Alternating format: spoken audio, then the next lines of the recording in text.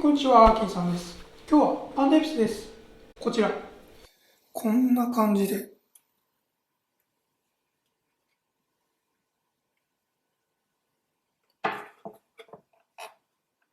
切ってみますか。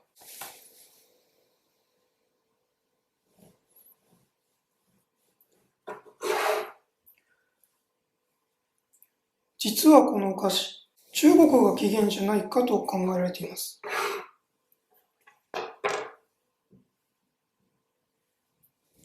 いい感じですね。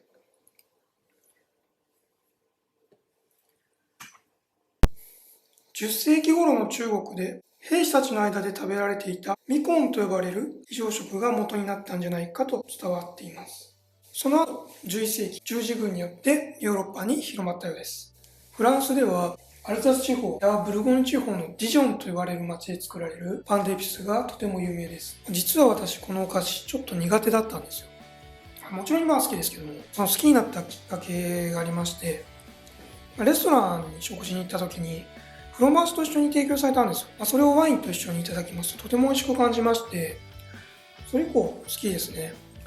今ですと、ボジョレ・ヌーボーと合わすと面白いんじゃないでしょうか。料理人の方はよくフォアグラと合わせたりしますので、これからのクリスマスのメニューに一ついかがでしょう。それでは行きましょう。